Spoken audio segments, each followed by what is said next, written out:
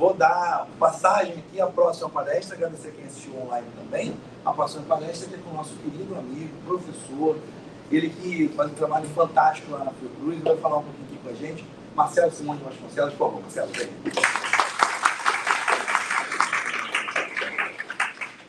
Olha, Marcelo, então vai falar um pouquinho sobre essa lógica da aplicação dos games na educação da saúde, na promoção da saúde a partir do uso dos jogos eletrônicos. Conheço pouquíssimas figuras que poderiam falar no nível dele, melhor que ele de jeito nenhum. Então, queria pedir bastante atenção de vocês, aproveitarem bastante a palestra, que eu vou sentar ali, Marcelo, para aprender também. Tá? Que agora meu lugar é de aluno. Por favor, fique à vontade. Deixa eu botar a apresentação para vocês. Ok, o som está legal.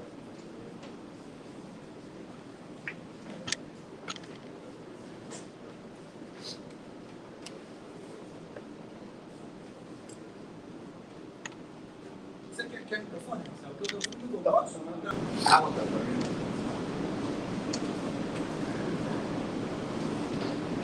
Bom dia, pessoal. Espero que todos aí estejam muito bem.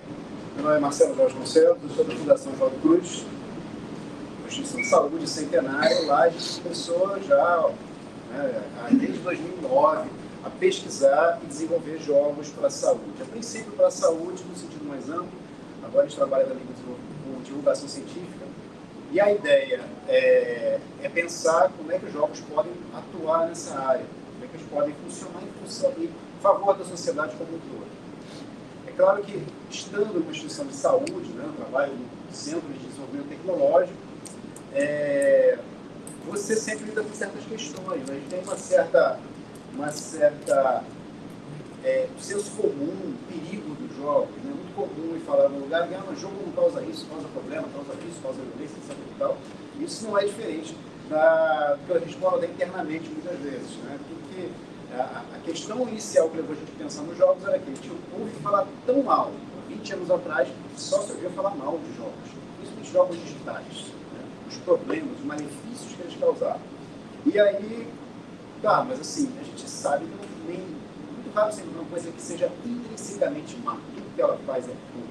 E a gente começou a pesquisar a possibilidade de se usar de uma maneira para a saúde. Então a gente lida com esse senso comum ainda de uma certa maldade dos jogos, né? E eu acho engraçado porque é muito comum isso com jogos digitais, com jogos tabuleiro nem tanto. Você vai isso com professores, então é muito curioso você conversar com professores. Tem inclusive na base curricular lá a sugestão que os professores usem jogos de tabuleiro, né? Jogos analógicos, jogos de cartas. Jogo digital não, porque é do diabo, claramente, né? Então, tem essa coisa, né? Essa preocupação. E por que isso, né? A gente pensa, tem essa coisa como um jogo como um desperdício, né, de tecnologia. Você está usando, você está fazendo uma coisa séria, você está gastando tempo desenvolvendo o jogo, programando o jogo, jogando o jogo, né? E quando foi proposto para mim esse convite, né? Agradeço ao Márcio aí pelo convite, me sugeriu esse tema, né, o jogo como ferramenta para a educação de saúde. Eu achei engraçado o termo ferramenta, porque eu ouço isso muito. Tá? Então, eu estou falando aqui de alguém que está constantemente ouvindo esse tipo de coisa. A gente quer usar um jogo como ferramenta para falar de dengue, para falar de Covid, para falar de DSP, enfim, um monte de temas diferentes. Né? Eu acho que o termo ferramenta é curioso, né? Porque será que ele é só uma ferramenta? Né? Olha, pensa só, se você pensasse outras expressões artísticas e culturais como ferramenta, faz sentido a poesia como ferramenta para a educação e saúde? Soa bem, soa meio quadrado, né? A arte como ferramenta para sensibilizar as pessoas sobre a igualdade social.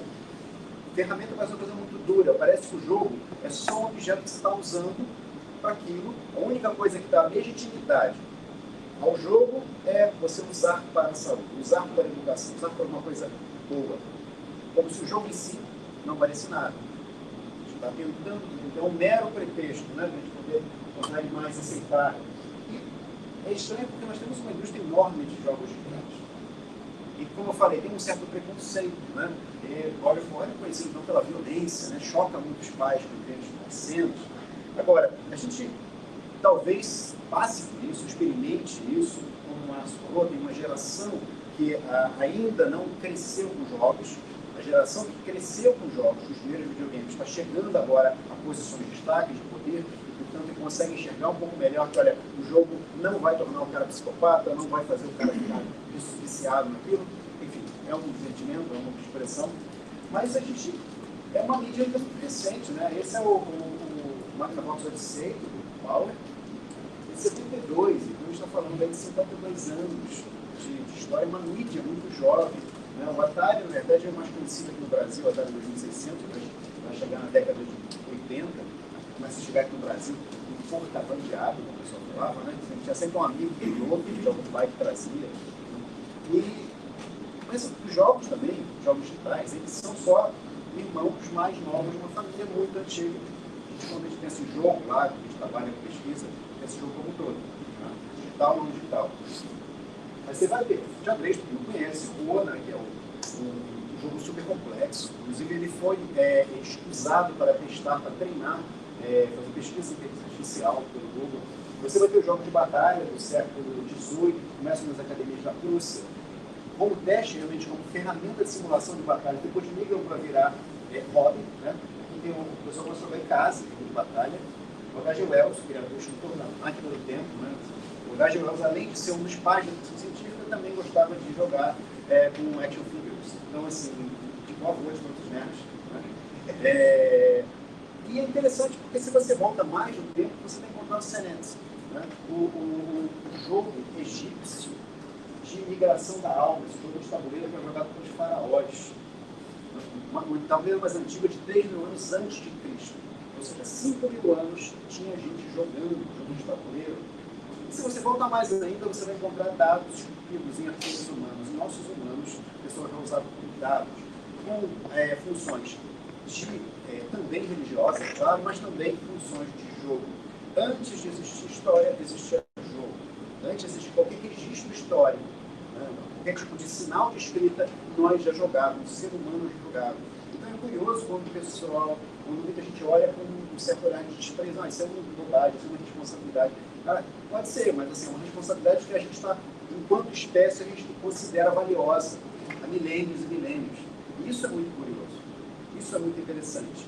Paradoxalmente, os jogos receberam muito pouca pesquisa em comparação com outras mídias, como escrita, como cinema. Um dos primeiros que vai falar disso, de jogo, como jogo, o historiador holandês Johan Hausenhauer. Ele vai, no meio do século XX, pouco antes da Segunda Guerra, ele escreve como Ludwig, o estudo do jogo como elemento da cultura. O que é curioso que o Hausenhauer fala é que o jogo, para ele, o jogo, inclusive, é anterior à cultura. Por quê? Porque o jogo ele ajuda a criar a cultura. E ele fala que o exemplo que ele dá, os animais também jogam, também brincam. Uma brincadeira de brigar de cachorrinhos é uma brincadeira, um jogo também tem regras. Tanto que quando um morde com mais força, violou uma regra, acabou a brincadeira, na mesma hora. E ele, de fato, esse é um comportamento de qualquer mamífero, como tem gato, cachorro, que sabe disso. Mas a gente vê em qualquer mamífero, vemos em pássaros, nós vemos em peixes, polvo. Nós temos um artigo sobre um polvo que estava brincando, uma brincadeira com uma garrafa plástica. Então, nós temos um impulso estranho, né? Não só nós, mas várias espécies. Isso acontece qualquer animal, mamífero principalmente, qualquer mamífero que não está com sede, não está com fome, não está em segurança, não está cansado, tem um impulso natural de brincar, sozinho ou brincar em grupo. E uma das razões, não é a única, certo? Mas é uma das razões para isso que o pessoal cogita, é aprendizado. Quando você brinca, você joga, você está testando num ambiente seguro habilidades que lá na sua fase adulta vão ser úteis. Então, um leãozinho que aprende a brincar, de brigar com os irmãos, lá na frente ele vai precisar daquelas habilidades que ele desenvolveu. Mas brincar de brigar é uma coisa, se você perdeu aquela briga, você perde o jogo, você não sai feliz. Na vida adulta, né, é uma briga para valer, se ele perder, ele morre, provavelmente. Então, o jogo ele sempre teve um pouco esse caráter de, olha, um espaço seguro, que a gente brinca de alguma coisa, testa alguma coisa, mas não é para valer. Ninguém aqui vai se machucar, vai ter grandes perdas. E isso é um aspecto importante, porque quando o pessoal começa a pensar nisso, surge um monte de ideias para se usar jogos para aprendizado. Vamos usar para aprendizado. E a gente já tem aí uma situação, nessa época, um certo desgaste da palavra jogos educativos. Quem já jogou jogo educativo aqui? Quem gostou de jogo educativo aqui? Pode abaixar a mão. Né? Por que não? Né? De modo geral, tem uma má fama de jogo educativo, porque é o contrário do que o presidente da Nintendo falou. Ele se preocupa muito mais com o conteúdo do que com diversão. Vira um livro com botão. Né? Jogos educativos. Claro que tem outros fatores, é uma história complicada, mas assim, o jogo educativo ele tem uma má fama, não só no Brasil, mas no mundo, como jogos chatos, como jogos sem graça. Ele começa uma corrida para todo mundo criar o seu termo, né? Para o seu lugar no sol. Serious Play, Learning Games, Social Impact Games, etc. E tal. E um monte de nome. E o nome que se consagra, que ninguém gosta, deixa eu te avisar, é Serious Games, jogos sérios. Ninguém gosta desse nome, todo mundo acha desagradável, mas é o único nome que você consegue usar em qualquer lugar do mundo, a pessoa vai saber o que você está falando. Tá? Então, a gente sabe que não é um nome bom, mas ele não tem uma definição própria. Tá? Não quer dizer que o jogo, você não pode rir no próprio jogo, não é um jogo sem graça. Jogo sério, ele é um termo para abranger uma série de definições, algumas assim, tem uma briga também de definição, mas uma que eu gosto, que eu acho que resume bem, é isso aqui. Tá? Vai ficar o professor Luiz, os Arces, são jogos com a intenção de envolver consequências na vida real. Claro, tem jogos que promovem consequências na vida real. Você jogou Call of Duty e você aprendeu uma caramba sobre a Segunda Guerra Mundial. Isso é um aprendizado transversal, que o gente não fala tanto. Né? Mas o jogo sério, eu estou fazendo explicitamente, eu quero causar mudança fora do jogo. Então eu quero que você jogue, eu quero que você se divirta, mas eu quero que você saia dali do jogo com alguma ideiazinha. Pode ser um aprendizado de conhecimento, pode ser uma mudança de percepção do mundo, pode ser conscientizar você sobre a questão social, qualquer coisa. Nesse sentido, cabe até jogo religioso, para converter o cara, um jogo político, para fazer a pessoa ficar mais, participar mais da sociedade. Tudo isso pode ser chamado de jogos sérios. Hoje é um grande guarda-chuva, que abriga qualquer forma que a gente queira fazer, quando a gente tem um outro objetivo além do divertimento. Okay? E aí, pensando para a saúde, que é interessante para a comunicação, para incluir comunicação, educação e saúde, tá? Porque a gente faz essa diferença. Né? Basicamente, educação e saúde tem a ver com uma coisa mais disciplinar, e comunicação, quando, por exemplo, o governo lança uma campanha para você ficar em casa para não se contaminar com o coronavírus. Então, tem duas áreas assim. Mas, o que os jogos podem fazer de bom sobre isso? Podem nos dar, né? Não sei se eu conseguir aqui, mas tem quatro características que a gente gosta muito. De novo, não pensando ele como ferramenta, mas como uma atividade, um processo. Tá? Eles contextualizam conhecimento e emoções. O problema comum quando você ensina algo para alguém, a pessoa aprende no livro e ela não consegue depois aplicar na vida real. Tá? Você vai acontecer com você certamente, você aprendeu algo, na hora que aparecer uma chance de usar, você caramba, como é que era mesmo? Cálculo de composto? Aí você paga, faz o teste no cartão, vai fazer isso. Né? Então, o jogo te coloca na situação que você testa aqui. E geralmente esse ambiente, esse contexto, pode ser carregado de emoção, isso reforça o seu aprendizado. Os jogos também têm regras, que formam os jogos, pode ser que uma das características básicas dos jogos é ter regras. E regras, elas expressam sentidos. Eu já vou falar um pouco mais sobre isso. Isso não promove a participação ativa. É impossível você jogar e não participar. Ao contrário de um filme, que você pode ficar plantado na tela e nem olhar o que está, nem processar o que você está vendo, os jogos, para você jogar, necessariamente você está ativo. E dá para você usar jogos para modelar dinamicamente processos reais. Você transpõe não só conhecimento, mas simulações inteiras. Você consegue simular através de jogos. Isso é uma outra forma da pessoa aprender. Vou tentar ler um pouquinho rapidamente cada um desses aspectos. Esse é o jogo Dragon Cancer. Um jogo que um desenvolvedor ele fez, né? Quando começou a fazer, quando o filho dele nasceu, basicamente com câncer. Então, o filho dele ia morrer daí. Ele começou a fazer um jogo para narrar essa trajetória da família com essa criança. É um jogo especialmente difícil, porque você não ganha, né? Obviamente, e sofrido, mas o relato, permite que você experimente viver um pouco daquela vida, daquela família. Nota que não é um jogo para ensinar, é um jogo sério, porque não é feito para ensinar sobre saúde, não é para ensinar sobre câncer. É só um relato biográfico. Tá? Mas o fato é que, apesar disso, por causa do contexto emocional, por causa do como ele coloca aquelas informações, o jogo virou um polo de encontro de pessoas. pessoas que perderam familiares, pessoas que estão enfrentando o câncer, começaram a jogar o jogo, começaram a se reunir em grupos para um apoiar o outro. Quer dizer, o jogo virou um experimento, virou um efeito, um fenômeno de saúde, um suporte coletivo de saúde. Então, é um exemplo interessante de como é que aspectos emocionais do jogo eles podem confirmar aspectos de aprendizado. Esse aqui é um exemplo interessante de realidade virtual, não é exatamente um jogo, mas ele trabalha, seria mais uma gamificação, feito por uma clínica de São Paulo, para que as crianças que tenham medo de se vacinar, os todas, eles colocam ela com um capacete de realidade virtual, ela vê esse cenário aqui, né, tipo um duendezinho, né, um elfo lá pedindo ajuda para ela, uma criança, para ela ajudar a deter, a ligar a barreira para que os monstros destruírem o reino, né, e ela fala, vou te dar agora o bracelete de fogo. Né, bracelete de fogo, ela fala, bracelete de gelo, poder de gelo.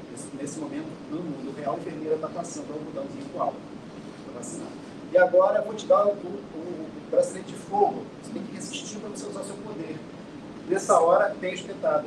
E a criança está tão na emoção de ver aquilo acontecer com dela, aquele cenário, né, e aparece o bracelete, que ela não sente a dor. Ela acaba a experiência, né, ela vence lá o monstro, e ela sai sem chorar, porque ela está envolvida com aquela história. O jogo ressignifica até aspectos de dor e coloca um valor diferente. Então, esse aspecto é muito poderoso. E é muito poderoso para aprendizado sobre saúde. Você aprender através de você gravar emocionalmente os aspectos em você. Os jogos também têm regras, como eu falei, tem um termo que a gente gosta de usar, que é o termo do Ben Douglas, retórica procedimental. Basicamente, aqui, as regras expressam sentidos.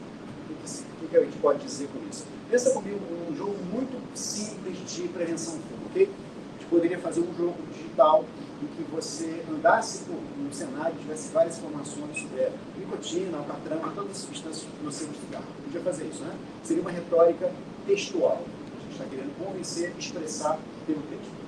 A gente poderia também fazer um jogo que você andar numa galeria e ver várias fotos horrendas, como outro tem nos maços de cigarro, né? Pessoa com pulmão negro, né? Fumante, pessoa no hospital, pessoa com enfisema.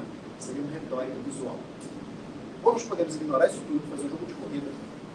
O cara vai correndo e você colocar ao longo da pista cigarros. Se o personagem tocar no cigarro, ele corre mais devagar durante o tempo. Ele para para tossir. Você não precisa dizer mais nada. O jogador vai entender, olha aqui, o cigarro me limita, o cigarro me impede de ganhar. Certo? Então é você usar as regras para conduzir a uma compreensão. O jogador, quando ele joga o jogo, ele fecha circuito, ele faz esse raciocínio. Ah, legal, isso aqui é ruim. Ah, isso aqui é bom. Certo? Então, esse é um poder muito grande que os jogos têm. O Remission, que é um jogo sobre câncer, para pacientes com câncer, é um jogo sério, ele foi feito para aumentar o conhecimento dos pacientes sobre a situação deles, aumentar a autoestima, trabalha com essa lógica. É uma robozinha, o personagem é uma robozinha, que ela é miniaturizada e colocada no corpo humano e lá ela tem que destruir células cancerosas. Mas as armas que ela tem são baseadas no tratamento. Então ela tem pistola radioativa, tem foguete bioquímico e assim por diante. E aí o que aconteceu? Eles fizeram um acompanhamento bem bacana, esse projeto é muito legal, assim, eles fizeram um acompanhamento super cuidadoso dos resultados, e eles perceberam que as crianças e adolescentes que jogavam o jogo, de fato, melhoraram o conhecimento delas sobre a doença, em comparação com outras mídias como vídeo e folhetos, mas mais até do que eles pensavam que ia acontecer, eles conseguiram outro benefício. As crianças começaram a ir para as sessões de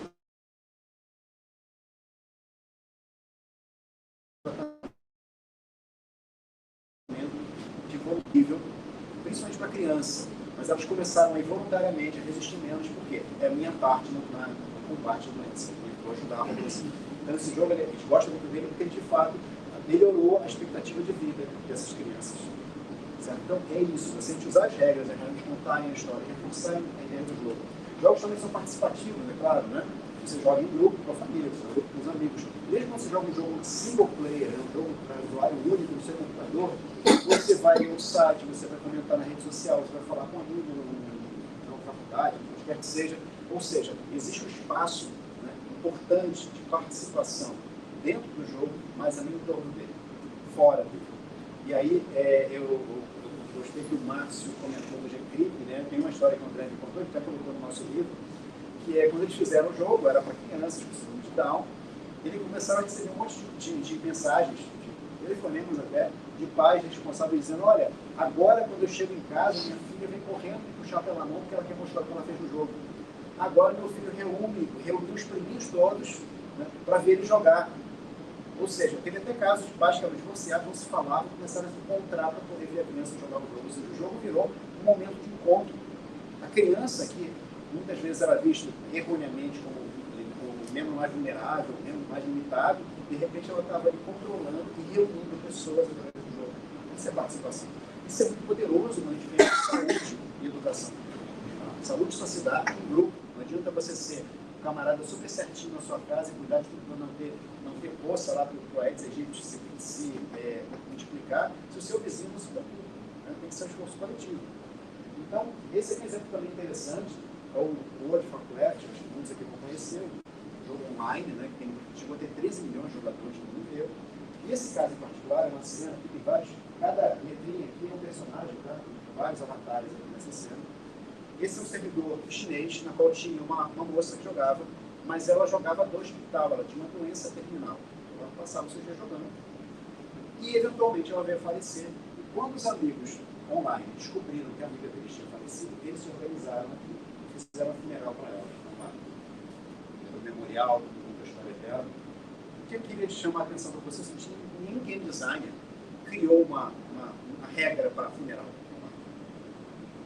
Ninguém pensou nisso. Então, isso aqui foi uma construção dos jogadores. Eles fizeram, tipo, a nossa amiga, vamos fazer. E o jogo tem esse espaço maravilhoso de você, a pessoa, o jogador, ele ter uma atitude, ele poder fazer algo, ele poder se manifestar.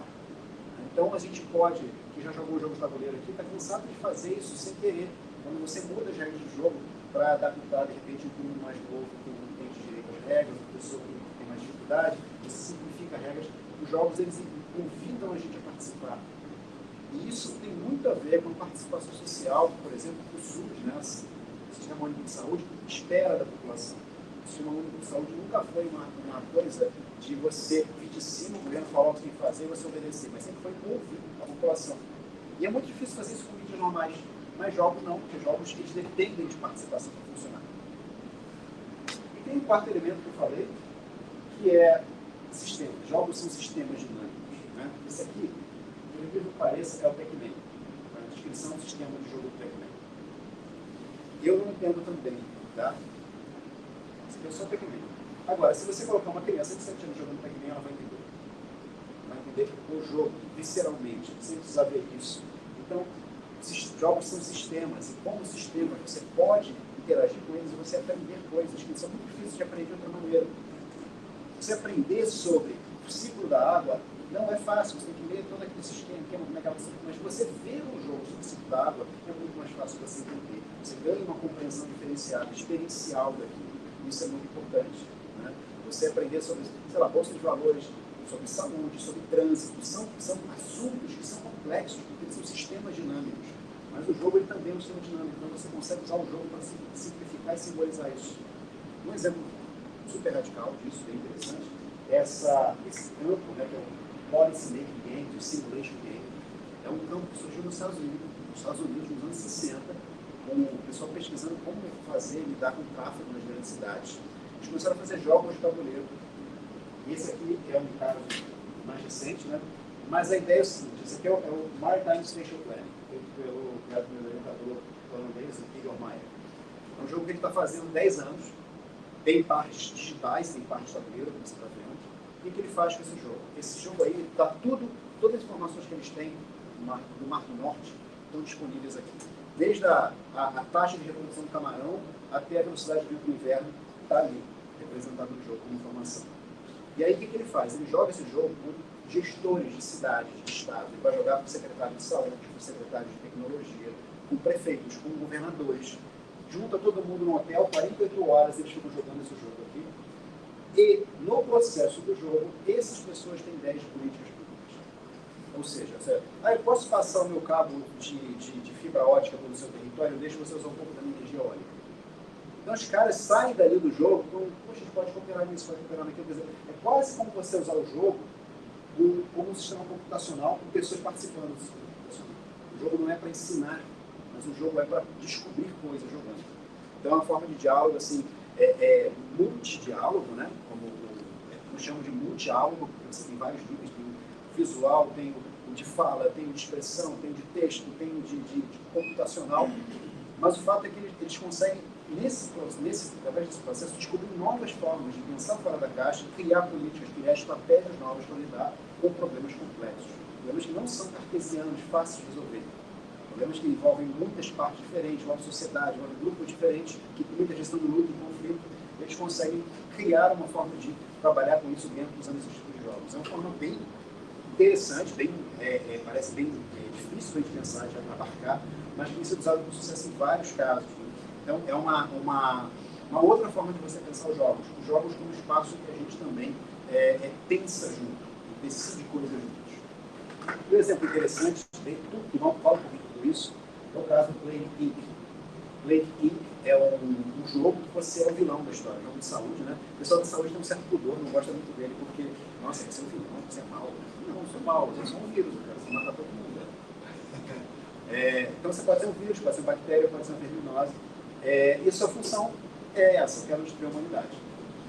Só que no processo de você se espalhar, você compra, você sofre mutação, você compra sintomas, né?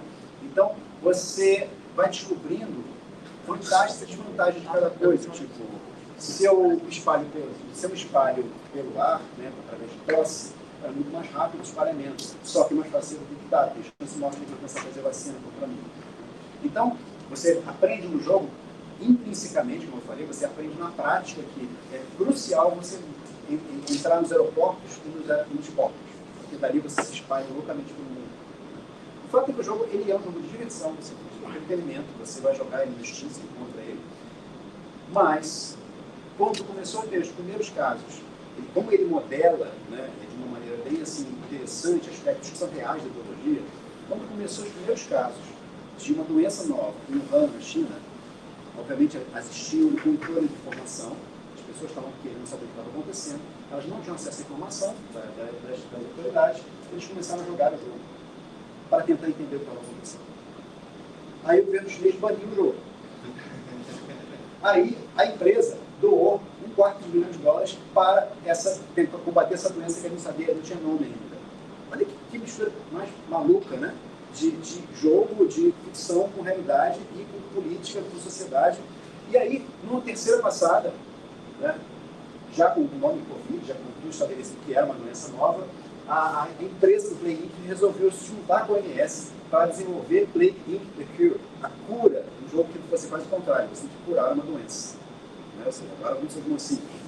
Então, olha como é que uma mistura maluca, né? E o jogo, de repente, está tão empenhado na sociedade, no sistema, e você não acabou por aí, tá? O vídeo foi muito interessante, por quê? Quando o pessoal zerou todo o Netflix, não tinha mais o que assistir, o pessoal começou a jogar isso, que tem reportado durante a pandemia, um aumento muito grande nas vendas de jogos de tabuleiro e jogos digitais. E aí, como tinha que fazer o lockdown, não podia sair de casa, as empresas, a indústria de games lançou essa campanha, Play Apart Together. Ou seja, joguem, se encontrem online. Várias pessoas relatam isso. Começaram a se encontrar nos jogos, porque estava num ambiente depressivo aqui fora, vou jogar um jogo que é divertido, que é legal, fantasioso, e lá ainda vejo meus amigos, converso com eles. E aí isso virou uma campanha, lançaram ofertas, deram jogos de presente, né? E aí tem esse tweet aqui maravilhoso do Tedros, o líder da OMS, parabenizando a indústria, falando muito bem, temos que jogar juntos, separados nesse momento de lockdown. Né? Ou seja, quando que a gente imaginou que a OMS ia estar aconselhando o pessoal a jogar jogos digitais? Nunca, né? Então, temos essa mistura estranha do jogo com sociedade. Né? E a gente pensa nisso, na verdade. O jogo não é como ferramenta. O jogo faz parte de nós, faz parte da nossa sociedade, faz parte de quem nós somos. E a gente pode usar ele para diferentes fins. Algumas coisas que a gente tem feito na Fiocruz, né? Então, a gente fez um jogo sobre acesso aberto, que é basicamente todo mundo ter acesso às informações, às descobertas científicas. Hoje, muito desse acesso é pago. Você tem que pagar para você ter acesso à informação, à pesquisa nova.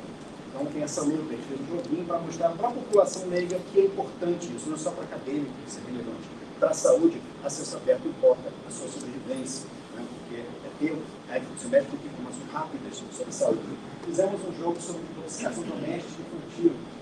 Quem deixou isso aqui? A gente chegou a ter já 11 mil crianças mortas por ano por intoxicação doméstica, que bebe perfume, encontra remédio, toma, bebida alcoólica, veneno, certo?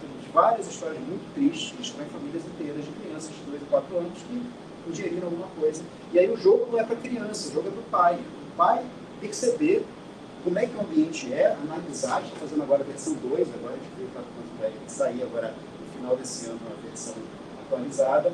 Você tem lá a menininha, tem uma casa, está cheia de substâncias perigosas, você tem que cuidar dela. Sua função, ela vai querer colocar tudo na boca e você tem que ficar tirando a mão dela. Um simulador de desespero. Né? Também funciona, a gente percebeu nos testes que a gente fez que o pessoal que não tinha fibra do falou que também funciona como contraceptivo. Mas o fato é, a gente tem que fazer isso de diferentes formas. Então a gente fala de acesso aberto, fala de intoxicação contínua. Durante a pandemia, o pessoal não podia ir na Fiocruz, o campus da Fiocruz, o Castelo, né, você deve ver, vocês vão ao Rio, ele é um espaço cultural, ele recebe visitas durante a semana de escolas, de famílias. A gente colocou dentro do Minecraft, já que o cara não podia ir lá, fisicamente estava fechado, a gente criou um servidor. O pessoal podia encontrar e tinha os prédios, tinha toda a reconstrução do castelo, tinha exposição de ciências dentro do mapa do Minecraft, né, do Fiocraft. E estava tudo lá, era uma maneira das pessoas se encontrarem online. E durante a pandemia, durante a semana do Dia das Bruxas, né, a gente desligou, colocou só de noite o mapa, ligou todos os monstrinhos do Minecraft, né? E aí os jogadores tinham que entrar lá, enfrentar os monstros, encontrar os fantasmas dos pesquisadores, do Carlos Chagas, do Paulo Cruz, para aprender mais sobre eles. Então foi super legal, uma experiência muito bacana de ver. Então, às vezes, nesse caso não é de um jogo que a gente fez um mapa de um jogo. Mas são espaços em que você amplia a convivência e faz as pessoas pensarem sobre saúde, sobre educação. Né? Ficou bem bacana o mapa, a gente vai disponibilizar em breve para download. Isso não se limita a aspectos digitais. Aqui é o projeto para estimular que meninas, principalmente meninas de comunidades, considerem carreira de cientistas. Então, a gente fez uma partida de RPG, em que elas investigavam uma morte misteriosa no início do século XX, convocadas pelo Dr. João do Cruz, e tinham que investigar e descobriram lá que estava tendo zumbi, uma espécie de arquivo X, né, da virada do século. E aí, cada uma delas tinha uma especialidade. Você tinha uma enfermeira, né, você cuidava dos filhos, você tinha uma médica legista que investigava os cadáveres para saber o que estava acontecendo. Enfim, descobriram que tinha alienígena, tinha uma bruxa. E todas ficaram muito interessadas na ideia de se pensar em saúde. Então, eu posso investigar também, posso pensar em ser uma cientista. A fantasia também pode levar você de volta para a realidade, empoderado. Né? E a gente também trabalha com a ideia de ensino. A gente fez aqui na favela PPG, em Copacabana, um intensivão de game design. Então, o pessoal aprendeu a fazer o Pac-Man, só que o labirinto era um desenho das casas deles. Eles criaram a própria vizinhança para ser o labirinto onde o Pac-Man agia. Né? E isso, depois a gente reproduziu isso de forma mais compacta em Rabat, no Marrocos, e Tiznit, também no Marrocos. Crianças da Mazir, então tudo que eles falavam tinha que ser traduzido. As 3 camadas de tradução, né, que era inglês para francês, francês para árabe, árabe para Mazir, mas funcionou. E a gente pode perceber que isso funciona para várias culturas. Né? Quando a criança, ela aprende, ela mexe uma coisinha na tela, ela percebe que ela criou uma coisa que ela pode mexer na tela, no desenho dela, é maravilhoso, é um acontecimento. Então, esse espaço do jogo é um espaço que funciona para a gente quebrar muitas barreiras. E com essa lógica, a gente já escreveu, esse é o momento que eu faço merchandising, tá? Então, atenção. O Jogo com Prática de Saúde, que é um livro para falar um pouco dessa possibilidade para o praticante de saúde que não conhece. Não adianta eu falar do cara que, olha, tem um jogo incrível sobre saúde e tal, não sei o quê, eles contaram com o apoio de uma instituição americana, que comprou $2 milhões para fazer. Não, tem que falar uma coisa que o cara possa pensar e aplicar hoje. Né? O que ele pode fazer hoje? Ele que é médico, é fisioterapeuta, o que ele poderia fazer hoje, de repente, se ele se interessa por isso? Então, o nosso livro tem um pouco essa pegada. E mostra essa ideia do jogo como espaço social, um espaço que todos nós, querendo ou não, estamos imersos de alguma maneira. Não é uma ferramenta isolada, não é uma tecnologia isolada. Né? E Márcio falou também sobre isso. Né? É uma coisa que está em nós. Nós podemos usar isso para falar de qualquer assunto que a gente julgue importante, inclusive saúde. Então, voltando àquele termo lá, jogos como ferramenta, não. Jogos como educação e saúde, aí já fica legal. Jogos como comunicação, educação e saúde. A gente tem um mundo de coisas para fazer, um mundo de possibilidades para fazer. Em vez de se preocupar menos com o conteúdo, vamos fazer um jogo para ensinar ele o sistema anatômico humano. Não, faz um jogo que você tenha que atender alguém que foi atropelado. Aí o cara vai ver o que aconteceu. Ou seja, misture na experiência fatos reais, misture a vida da pessoa. E lembrar disso, que não é uma ferramenta, não é um aspecto tecnológico, você está envolvendo gente de modo geral. Mesmo quando é programação pura, mesmo quando você está fazendo um jogo para ser jogado online, ninguém nunca vai se ver, mas ainda é gente do outro lado. A gente tem que pensar isso. Né? Por conta disso, e aí vem a pergunta que o Estevam falou, sobre plataformas de games. Né? Essa que a gente está lançando agora, né? Fiocruz Jogos, que é uma primeira tentativa de fazer justamente essa reunião de projetos. Quando você tem jogos de entretenimento, o jogo é lançado numa loja. Beleza. Quando é um jogo sério, um jogo feito por um professor, por um pesquisador, por enfim, alguma instituição, isso fica, às vezes, no site e fica perdido, pulverizado. E ninguém compra. Então a gente tem hoje, com certeza, preciosidade de jogos por esse Brasil afora, que a gente nunca vai saber. Por quê? O professor fez, de repente, para a turma dele, testou com 1, 2, 3 turmas, e depois acabou. Então a ideia do Fiocruz Jogos é tentar reunir esses jogos, os feitos pela Fiocruz, que já tem bastante coisa, mas também ter outros jogos que trabalham em saúde, de poder também listar ali, poder indicar. Isso para a gente é muito importante em vários sentidos. Primeiro, porque você dá essa base de dados para que professores e outros profissionais de ensino, de saúde, possam acessar. Você tem lá a página, né? Você submete o jogo, você tem a pesquisa que você pode fazer com os jogos que existem, você tem informações, quando você chega no jogo, você tem detalhes ali, aqui que eu contato, onde é que eu baixo, se eu baixar, se o jogo de tabuleiro, onde é que eu compro, ou eu peço para a pessoa enviar para mim. Né? Então, tudo isso vai estar ali da melhor forma que a gente puder, obviamente, e a ideia é que isso seja o primeiro passo para tentar congregar esse conhecimento.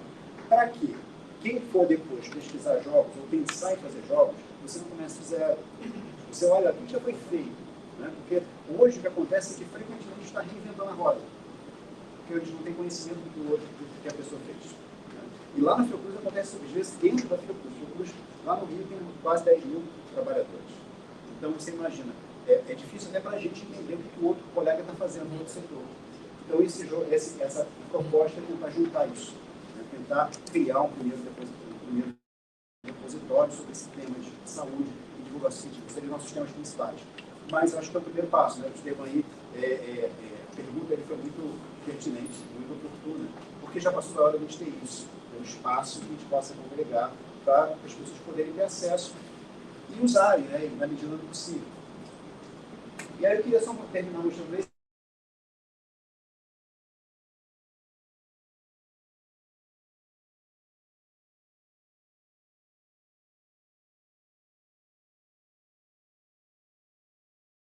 Board game. Usually, the rules are the same for everyone. But not this time. Bonjour les enfants. Bonjour. Une moitié de joueurs commence avec 1500 €, l'autre moitié avec 750 €. Mais ça se fait pas. Ça se fait pas. Un des joueurs favorisés aura 3 rues et 2 maisons dès le début de la partie. We ask children to play a famous board game. Usually, the rules are the same for everyone. But not this time. Bonjour les enfants. Bonjour. Une moitié de joueurs commence avec 1500 €, l'autre moitié avec 750 €. Mais ça se fait pas. Ça se fait pas. Un des joueurs favorisés aura 3 rues et 2 maisons dès le début de la partie. 3 rues et 2 maisons. Non. Ça se fait pas. C'est injuste. Un joueur possède une carte qui lui permet de ne jamais aller en prison. Là, tu vas en prison. Pourquoi? C'est comme ça, c'est la règle. 1, 2, 3, 4. Comme tu as des béquilles, tu ne peux pas acheter de carte. Tu passes par la case départ, normalement c'est 200. Mais toi, comme tu es une fille, c'est 150. Pourquoi?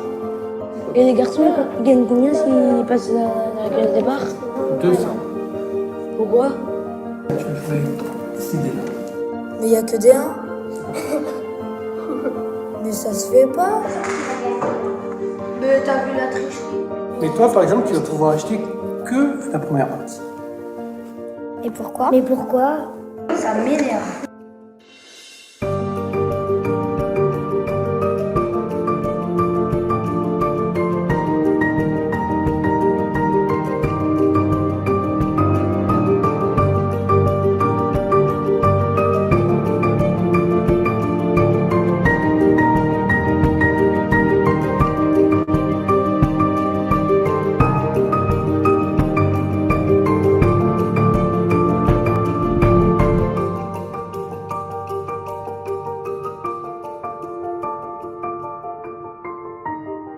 Et les nouvelles règles, je crois qu'elles sont pas très justes en fait. Je crois même qu'elles sont pas justes du tout.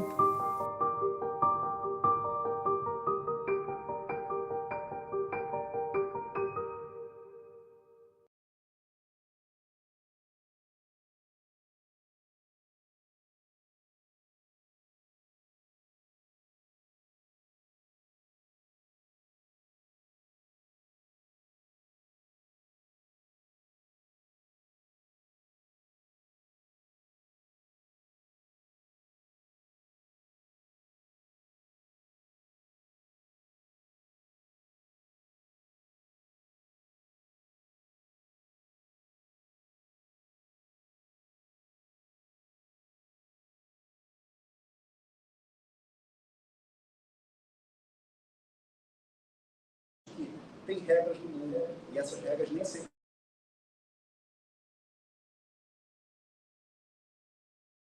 para você poder não ser prejudicado por elas. E dois, elas perceberam claramente, isso não é justo. Não só isso, elas começaram a questionar o cara de maneira incisiva, né? Assim, porque ele está dando as regras. Então, isso também ensina para a gente que as regras não foram dadas por Deus, não vieram do céu, não são da natureza. Alguém criou essas regras. E se alguém criou, a gente pode melhorar, a gente pode criar as regras mais justas, a gente pode criar um jogo melhor para todo mundo poder participar. E isso também é educação, isso também é saúde. E isso é parte do que a gente vai fazer. Então, isso que eu tinha para mostrar para vocês hoje, pessoal. Obrigado.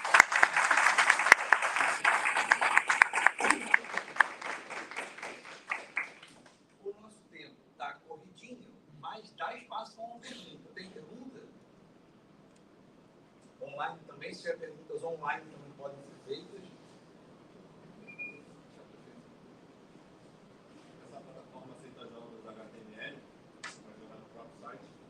Essa plataforma, a princípio, a nossa ideia não é fazer, não hospedar, é ser uma vitrine, né? Então, assim, e é claro, a gente vai ter os jogos da distribuição, ela é feita para isso inicialmente, mas ela vai ter a categoria que é jogos que amamos. Então, se você fez o jogo, está relacionado com saúde, obviamente, está falando coisas corretas de saúde, né? Ninguém faça o jogo para defender cloroquina, por favor. Né? A gente vai avaliar e vai colocar o link, vai colocar as informações. É claro que aí assim, é responsabilidade de cada criador manter o seu depósito, seu repositório online. Mas a função é meio que essa mesmo, reunir e ter isso, os jogos que amamos, jogos que falam de saúde que a gente acha que é bacana. E aos poucos ir agregando mais, na medida do sucesso e do andamento do trabalho, a gente conseguir ampliando em novas funcionalidades. Você acha que jogos podem ter um papel importante na capacitação profissional de profissionais técnicos? Porque eu lembro, você falou sobre o Sea of Games, eu lembrei muito de um jogo que eu baixei por acaso, assim, que era uma desenvolvedora russa, na Play Store mesmo, sobre um simulador de ambulância. E era um jogo que ele explicava os procedimentos básicos de uma ambulância, explicava como identificar os sintomas e quais são os primeiros socorros dentro do que você podia fazer. Ao mesmo tempo que parece sério, eu não sei se é o suficiente para poder eu falar que eu tenho conhecimento básico disso. Mas você acha que tem como desenvolver jogos voltados para essa capacitação, para profissionais de verdade? Existe esse desenvolvimento, no sentido mais rígido do termo até, quer dizer, tem jogos que hoje, são dados para cirurgiões na Europa. Antes de fazer uma cirurgia, videolaparoscopia, que envolve destreza manual, eles dão um joguinho de ação para o cara, tipo um ensaio para ele esquentar, né? Esse é o aquecimento. Mas a gente tem uma fronteira muito interessante, porque aquilo que para mim é uma coisa chata no trabalho, para você que não lida com isso pode ser interessante. Hoje você tem o Steam, você tem jogo de montar computador. Tem jogo de você lavar o quintal. Né? E é engraçado, né? A pessoa que não quer lavar o quintal porque tem preguiça, ela vai jogar um jogo de lavar o quintal. Né? Então, o jogo ele muda o contexto, ele muda a perspectiva. Né? Isso é muito poderoso para a gente. Né? Você vai jogar, vai ouvir uma conversa com seu médico, você tem uma posição meio subordinada, né? Ele fala, você fica vergonha de perguntar coisa. Você está num jogo com seu médico, ela cai. Isso é muito bom, porque você tem mais liberdade para você fazer perguntas, você falar suas ideias. E esse espaço tem visto cada vez mais. Tem jogo de lavar carro, tem jogo de construir computador, tem jogo de reforma uma casa. Né? E eu acho que isso funciona para os dois lados. Tanto uma pessoa normal, entre aspas, pode aprender alguma coisa. No caso famoso do americano lá, que ele joga muito aquele o America's Army, que é uma espécie de Call of Duty feita pelo exército americano, e você tem carreiras lá. E ele era médico no jogo.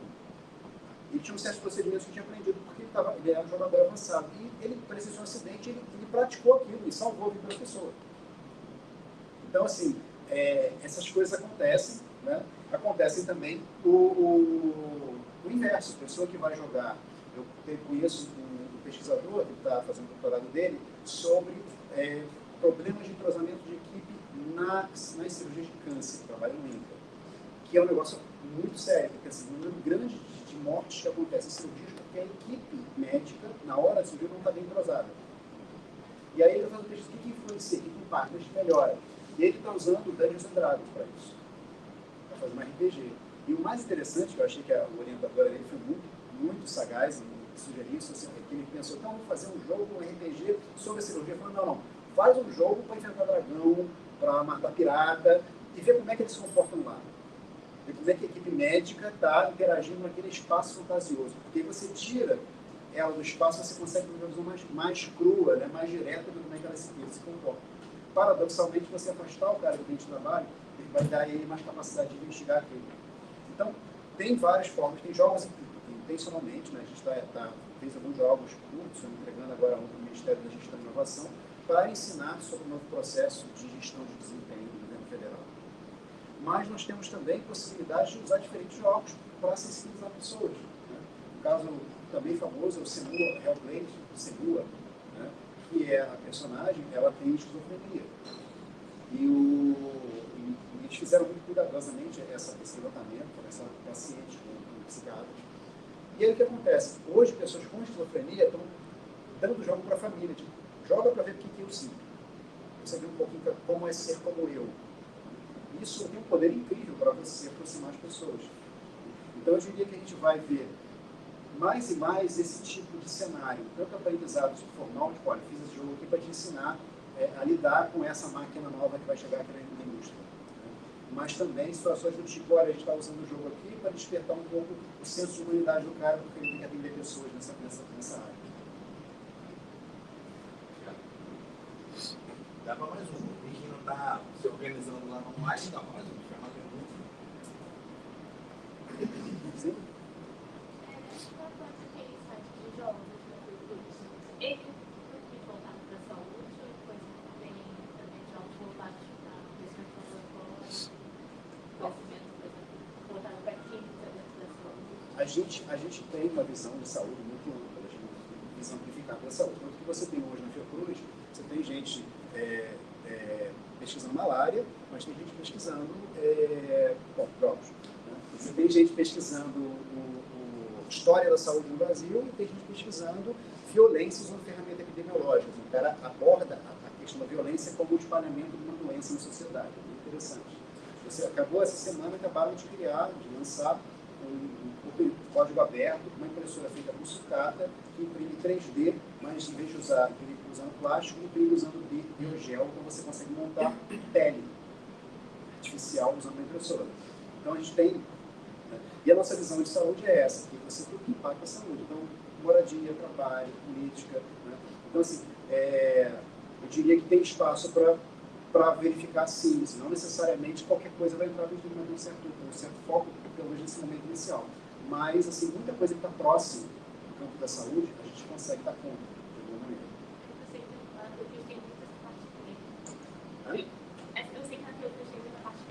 químico. Sim, não, pois isso com certeza vai ter essa parte de questão de intoxicações, questões de química relacionada à saúde, de modo geral, nutrição, né, questões de ultraprocessados, que é um termo que está hoje muito grave, né, discriminação social e preconceito, misoginia, racismo, todas essas questões, de uma maneira a gente toca nelas, a gente pode colocar ali. Ok? Eu posso fazer a última pergunta? Seu nome, A gente tem uma... A gente passou por todo o desafio do Marco Legal dos Jogos, foi muito no enfrentamento, a gente conversava antes de assistir ao palco, no enfrentamento da questão das bets. A gente vive hoje, eu vou usar o termo que talvez, do ponto de vista de saúde, talvez não seja o mais correto, mas no conhecimento vulgo popular, a gente vive uma epidemia desse diabo desses jogos de azar. Né? Não chama de jogo de azar, chama de bet, chama... Tá bom, dá o nome que você quiser dar, não tem problema. Mas a gente vive, de fato, um espalhamento a ponto de você entrar em camadas muito, muito, muito populares da sociedade e verificar pessoas abrindo mão de comprar coisas absolutamente essenciais ou se endividando com dinheiro muito, muito, muito caro para poder participar de aposta no uso, no pior uso possível dos elementos de engajamento que vem da gamificação. A percepção, o reforço positivo, a percepção da possibilidade de vitória, a visualização de futuros imediatos, médios e longos, que dão a ideia de que você vai conseguir chegar a algum lugar, que são elementos que a gente usa na gamificação para dar uma pancada de coisas legais, que elas conseguiram transformar no pior vício possível. Saiu outro dia desse um estudo contratado pelas empresas que fazem ensino superior privado no país, você viu isso, 35% das pessoas estão deixando de fazer universidade privada para poder gastar o dinheiro que pagaria uma mensalidade com aposta, um jogo do tigrinho. Eu queria substituir o Enem pelo... Não. A seleção que sobrevive. Tá certo. Queria tua opinião sobre isso, porque eu sei que isso é uma questão de saúde pública, isso envolve uma série de questões relacionadas à saúde mental, à convivência em família. Muitos têm comparado o efeito disso, um efeito psicotrópico de fato. Como é que você está vendo isso, Marcelo? Nesse olhar, porque eles não são um game como a gente conhece, ou como a gente promove, mas eles estão usando elementos que são elementos de gamificação dentro de um contexto bastante nefasto. Sim, essa questão é bem interessante porque, primeiro, bets e jogos em geral desse tipo, eles são de fato encarados como problema de saúde. Bom, né? No momento que você impacta a condição do cara viver bem ou sobreviver até não ter dinheiro para comer, isso é um problema de saúde. E tem que ser tratado como tal. Né? Além de também questões políticas, sociais e econômicas. Né? E problemas de polícia, muitas vezes. Essa questão do caso dos estudantes é muito alarmante, né? Porque você pensa, a gente estava pensando em ir à faculdade, desistiu ou não está podendo. A pessoa tinha um plano para o futuro dela agora acabou. Está preso nessa situação. Então a gente está tentando, a gente está até querendo lançar o primeiro artigo exploratório sobre essa questão, tentando mostrar, olha, o que é jogo, o que é bet, porque, de fato, a gente tem um termo que a gente usa que é design partners, né? Padrões de design de jogos, game design partners, e tem essas e outras iniciativas, tem o que chamamos de dark design partners, né? Que é padrões de design que exploram o pior, né? que é mais desleal de você usar contra a pessoa. Isso não começou com as bets, eu diria que a bet é uma espécie de evolução maligna de prática que a gente já estava vendo acontecer na indústria de jogos. Né? Alguns jogos das grandes empresas, né? A gente tem uma discussão hoje muito séria sobre a questão dos loot boxes. Você joga aí os mega jogos, tem isso, né? Porque é uma coisa que você está induzindo criança, às vezes criança menor de idade, a uma coisa que é bom, é jogo de azar. Então isso prepara ela para ela entrar depois numa situação muito grave. Então isso já estava acontecendo. É curioso porque a indústria, maus atores da indústria, né? Uma ânsia cega de lucro, começaram a afrouxar o cuidado do que era jogo, né? Aí veio um monte de empresas de games de celular, smartphone, tem muito isso também, começaram a fazer isso de forma intensa, e eu diria que as bets é a nova versão, elas são combinadas nesse mal, né? De certa maneira, as bets estão também agora acompanhando os ganhos dos smartphones, das empresas de jogos de smartphones e das grandes empresas de jogos. Então, de certa maneira, eles favoreceram o surgimento de uma coisa maligna que está afetando eles também. Né? E isso é uma coisa que a gente vai ter que mexer, vai ter que lidar com várias questões. Não dá para resolver só com educação, né? Infelizmente não dá. Não dá para você resolver só com campanhas. Vai ter que haver algum tipo de coibir mesmo, né? Legalmente, limites dessas coisas. A gente fez isso de forma muito bem sucedida e no Brasil não teve ditadura. A gente não pode fazer, a gente não faz mais publicidade de cigarro na TV pública, né? Por exemplo, na minha época eu era criança, os pegou vai lembrar bem, né? Que a gente via o tempo todo, Hollywood, propaganda de Hollywood era fabulosa, né? Interessante. Você via só na televisão, não via cigarro, você via só a pessoa praticando windsurf, era lindo. Isso induzia você. Então hoje quando a gente vai para fora do país, o propaganda de cigarro, a gente fica até meio chocado, estranho isso. Né? Então é possível você fazer isso. Mas isso é um esforço da sociedade, né? Eu acho que até o pessoal está cortando agora com o mal que isso está gerando. Né? E é um esforço que vem de várias frentes. Nosso papel como acadêmico, como pesquisador, né, como praticante na área de jogos, é deixar bem claro que isso não é jogos, isso é outra coisa. Né? E talvez até isso seja um alerta para a indústria de games se afastar desse uso que muitas vezes é feito mesmo. Né? Tem vários joguinhos de celular que eles têm essa loja. Você cansa de caso de criança que pegou o cartão do pai e gastou, né? 50, 100, 200, 500 dólares em skin, em itens. Então, talvez seja um alerta para a gente poder separar bem realmente, traçar uma linha divisória bem demarcada para evitar e tentar de uma maneira diminuir esse problema hoje. Pessoal, eu queria mais uma vez agradecer ao Marcelo, palestra brilhante, esclarecedora de tudo. Obrigado, uma salva de palmas.